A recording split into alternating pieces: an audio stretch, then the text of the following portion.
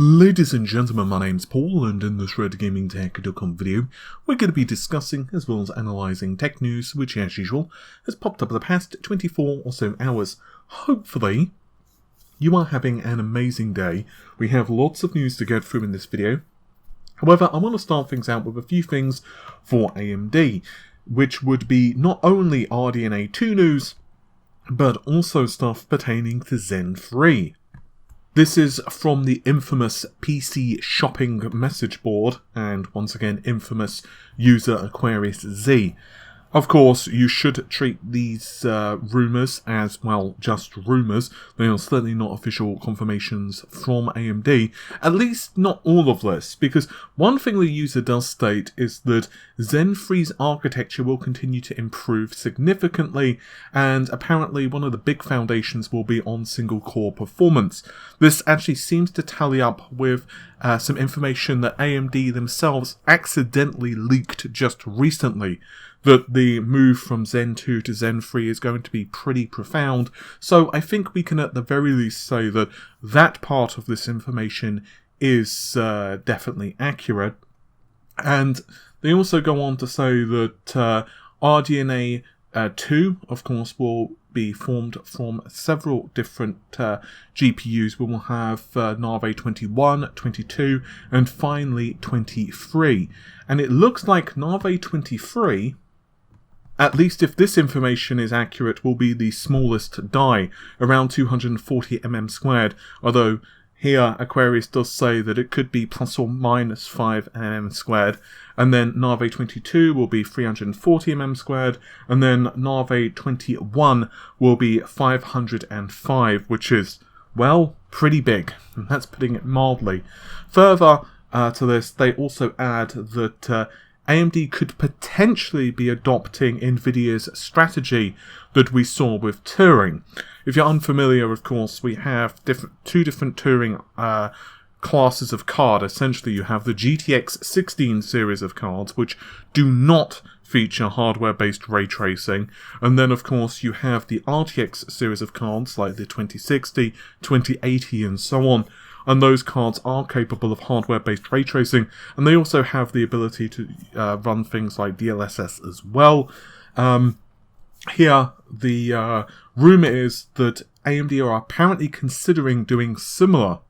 It looks like Navi 23 is a GPU which is really designed for mobile-focused products, and this was actually leaked in various emails. I covered this a couple of days ago from AMD themselves, and it would appear anyway that the next generation of APUs, which of course would be the Ryzen 5000 series, known as Cezanne, they will feature an iGPU. We don't actually know what the iGPU's architecture is. It could be RDNA based, it could be Vega based, but it will also have some type of discrete graphics that will also run alongside it, obviously, if it's running a more taxing task, like let's say you're doing gaming. And it looks like Navi 23 is that. Assuming this information is right, this would essentially mean that AMD are really focusing on efficiency for the next generation, and for the smaller GPUs they are going for efficiency and raw performance, whereas the higher-end SKUs apparently are going to be more focused on trying to counter NVIDIA's feature set. And that really is going to be the interesting thing, because obviously, around the midpoint of next month, NVIDIA will be unveiling, most likely anyway, details of at least Ampere, or whatever their future architecture from them is called. The rumour is that NVIDIA will continue to do as it traditionally has, and have two different architectures, one focused for gaming, and one, of course, focused for the data center, and AMD are doing much the same with RDNA and CDNA respectively. The one difference is, though, the rumour is with NVIDIA that basically all of the RTX 30, assuming it's called RTX 30 cards, will support A, hardware-based ray tracing, and B, DLSS, whereas with AMD, it looks like they're not doing this approach, and it's only going to be the higher-end SKUs if this information is accurate. Now, what I was originally told last year is Navi 23 is what AMD are internally calling the NVIDIA killer, but I wasn't told the performance tier of this card. So perhaps what NVIDIA are going to be facing off against with Navi 23 is a card which is designed to be as cheap as possible for integration, lots of performance, and does integrate really tightly with the Ryzen 5000 series APUs, especially obviously what we've seen with Smart Shift. There could be some very interesting functionality there. But ultimately, at least for me anyway, maybe you feel differently, I'm more interested in the desktop graphics because we all know that AMD have been not really competitive in the bleeding edge for a while. I think the RX 5000 series is pretty good. We all know about the driver issues, but ultimately in terms of raw performance, the highest end SKU that they really have is Radeon 7. And even when I was first hearing about it, I was still like, well, it seems a really cool product, but it's still Vega-based, and yes, it's got a crap ton of compute units, that's a technical term, and lots of VRAM. I don't see it taking on the RTX 20 series of cards from NVIDIA.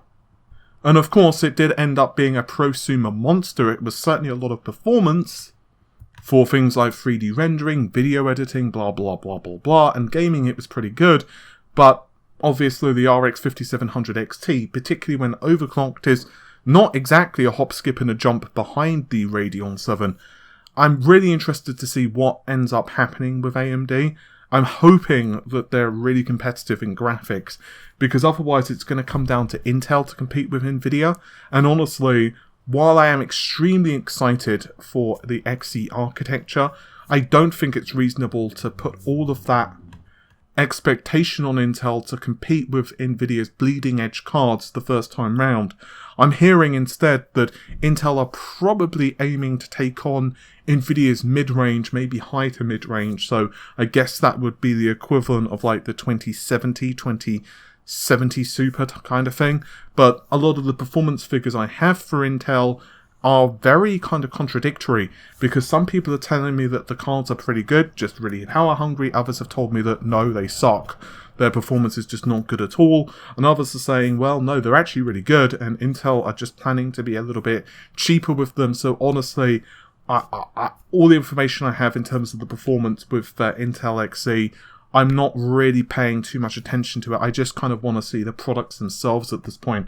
As for AMD, I'm excited about RDNA 2, and definitely a major leg up AMD does have is the fact that, of course, it is in the next generation console, and also AMD themselves have confirmed that the leap from RDNA 1 to RDNA 2 is similar to what we saw with Vega 1 to 2. Obviously, that, however, was referencing performance per watt, but just given the fact that the die shrink, or rather a different node, not a die shrink, excuse me, from 7nm to 7nm plus is not exactly that profound. And even though I am hearing that they are going to do things on the architecture itself to improve performance per watt, this is something I discussed, I believe it was earlier this year, it might have been late last year, but basically some of the team from the CPU division have gone in to the Radeon Technologies group and basically helped with optimization, just for example. Also, the cache system of the GPU is supposedly a lot better, and lots of other stuff as well that I've talked about several times in the past, so I don't want to bog this video down with. So you can definitely see how that will impact performance per watt, but you can probably guess that there is a significant IPC jump as well for the second generation architecture, at least if what we're seeing with the leaks have been true. And don't forget, there was that mysterious GPU which was on OpenVR with that benchmark, and it did outperform NVIDIA's RTX 2080 Ti by about 30%, assuming the Ti was not overclocked. If it was overclocked, then obviously the margins were a lot smaller. I think we're going to be running the gamut of all the companies in this video, because now we're going to move over to a small thing from Intel, and this I give credit to Kumachi on Twitter, so full credit once again to him. I'll of course link his Twitter in the description of the video. He has discovered that Intel's first 7nm desktop micro architecture is most likely going to be Meteor-like, and this will be the successor to Intel's 10nm+++, insert memes here, Alder Lake architecture. The really interesting thing about Alder Lake is it seems like it's got some type of big little design, which I really will be curious how that's implemented given a desktop architecture. But either way, of course, this means that what the rumours have been so far are pretty accurate. So we will have, of course, Comet Lake, and then that will move to Rocket Lake, and that will be Alder Lake, and then we will have Meteor Lake, and, well, Intel really likes lakes. According to the company's own claims, though, the 7nm process it will be producing Meteor Lake on, I was about to say Alder Lake, what it produces Meteor Lake on, is going to be very similar to what TSMC's 5nm class is, at least in terms of transistor density. Remember, different fabs will kind of use different PR numbers when referencing the density of its particular nodes, and well, yeah, they're kind of PR numbers at this point, and they're very difficult to take seriously, especially with all of the pluses that have been going on. So this information doesn't really give us super new information. All it does is confirm what we kind of already had known, but it's good at least to get confirmation. And now I want to move over to the Xbox Series X. There's a couple of very interesting things that have been happening with Microsoft. Speaking to Business Insider, Phil Spencer decided to highlight how the company itself are not choosing to exploit gamers during the current, let's say, world situation. I'm going to read out a quote. "Gaming right now, globally, is having a moment. Gaming is social and community connections for many people. The physical distancing is requiring shelter in place, is requiring that people are physically apart, and the social connections and community connections that the game industry brings to people is just expanded.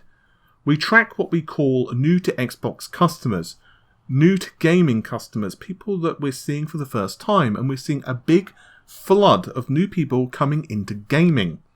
You wouldn't wish this is the way we get here. We've talked internally at Microsoft about this, and how do you feel that gaming is doing well at a time where the world is hurting? Our opportunity is stand on our principles and our values and be there when our customers need us, and we have to be very thoughtful about not exploiting the situation. We're not putting in place any different business tactics or anything else. We're just trying to keep all of the services up, keeping our network safe and secure, and being there in the time of need. And I'm proud that we can provide this activity for people." As we all know, Gears Tactics has just been made available for Xbox Game Pass on the PC. It's actually scoring pretty well, by the way. Personally, I haven't shown a great deal of interest in Gears Tactics yet, but I might give it a shot, as I do have the Xbox Game Pass for PC. And I think it's pretty cool that Spencer is talking about this so openly. I actually really like Phil Spencer and his approach to business. I think he seems a really cool guy, actually. I'd really like to chat to him. Not even for an interview, just to kind of sit down with the guy. He seems really open and honest, and I also really like the fact that he seems to think of gaming as more of an ecosystem rather than kind of an us versus them mentality. Keeping on the subject of Phil Spencer, he was asked with the arrival of the Xbox Series X what technologies would be most important.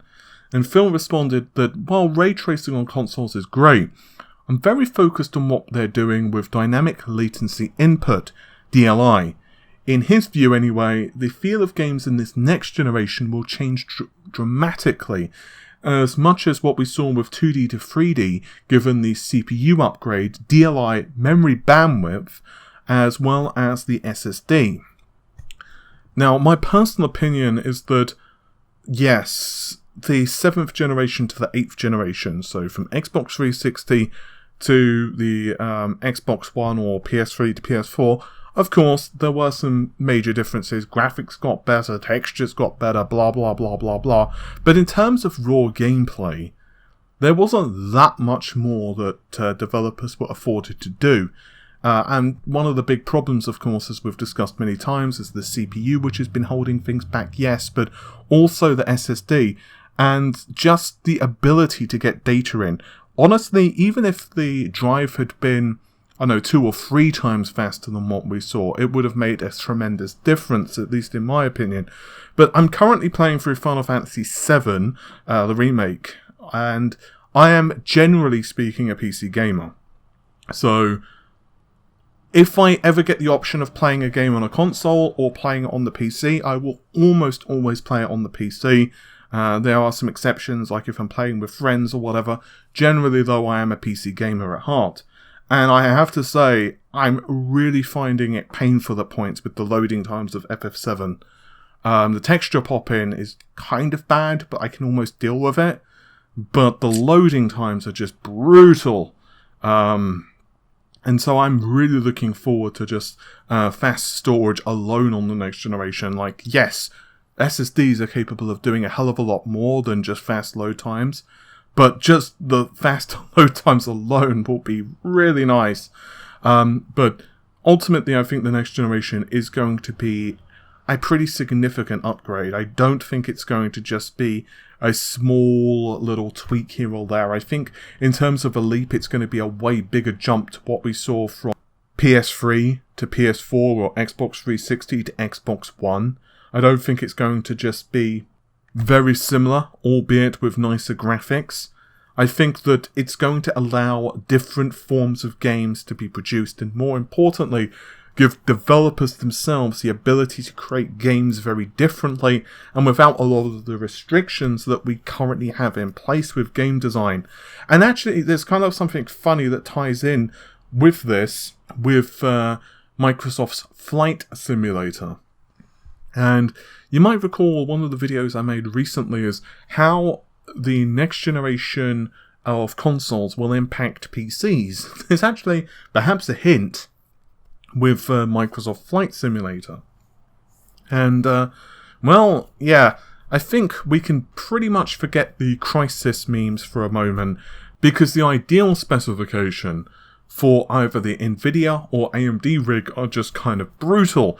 So let's just take the AMD rig for a second. A Ryzen 7 2700X, a Radeon 7, 32 gigabytes of main system memory, and 150 gigabytes of SSD space. And the specifications for NVIDIA are very similar: RTX 2080, an i7 9800, once again 32 gigabytes of memories, and 150 gigabytes of SSD space. And I kind of think that's what we're going to see with the PC. My personal prediction is that if you want to play with the bells and whistles on, higher resolution textures, yada yada yada, most likely we're going to see memory requirements double over what we have now. Most games, of course, on PC require 16 gigabytes for the recommended. I think the recommended is going to shift to 32 gigabytes. And I also suspect that SSDs are going to quickly become either recommended or required over the next couple of years. But anyway, hopefully you've enjoyed the video. Normal stuff if you did. Like, share, comment and subscribe. And I'll see you soon. Take care of yourselves. Bye for now.